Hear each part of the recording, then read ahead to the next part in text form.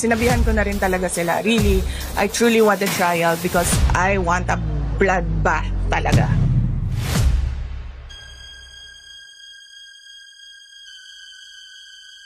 Bad shot na yun sa akin. Unless she says sorry or whatever. Maybe she will, maybe she... Nakita ko siya ulit, di ba? Sabi ni Bob, behave. Sabi ko, wrong person, honey. Lisa Marcos, naalala mo?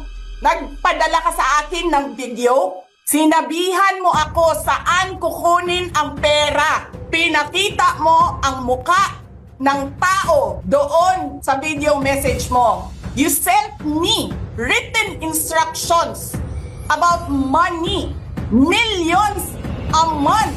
Anong nakalagay doon sa envelope? DepEd.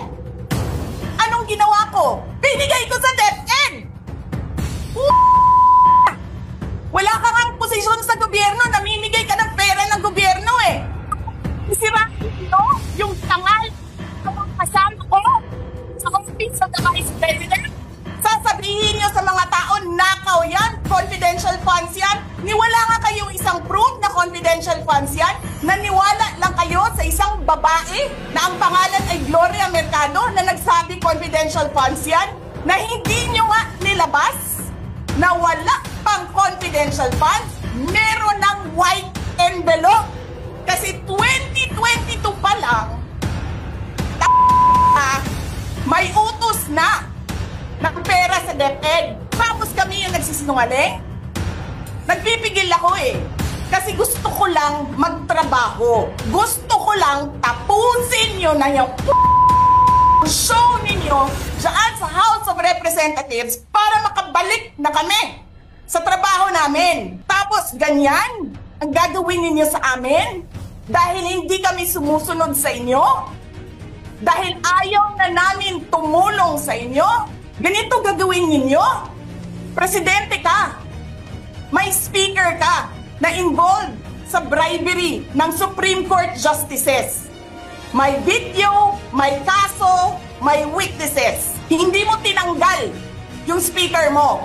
Pinabayaan mo siya abusuhin ang pera ng bayan.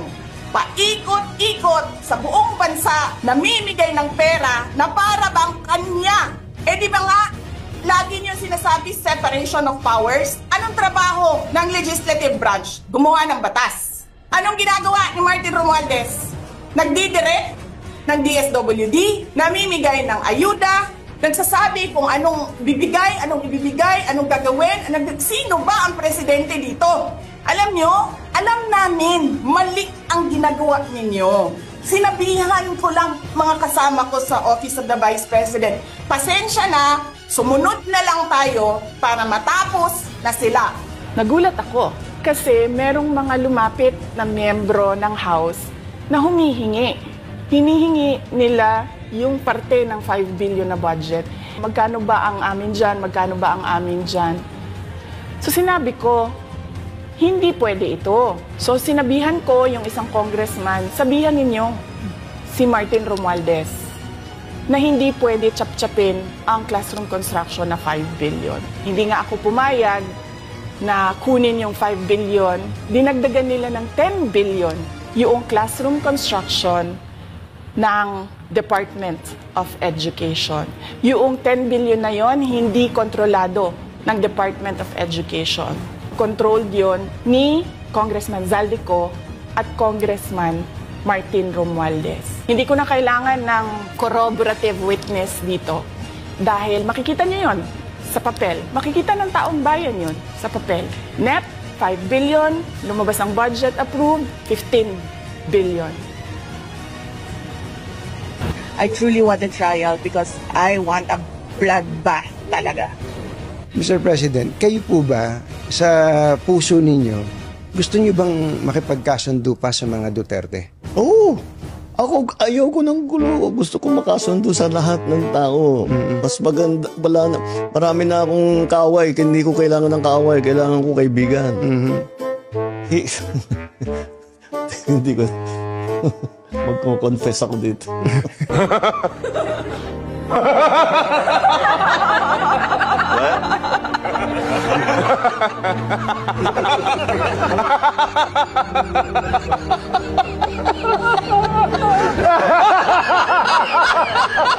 Hanggang ngayon, OVP pa lang din ng papadrug test. I wonder why. Hindi ako tao na nagpapaareglo. Tsaka hindi ako tao na nabibili ng pera.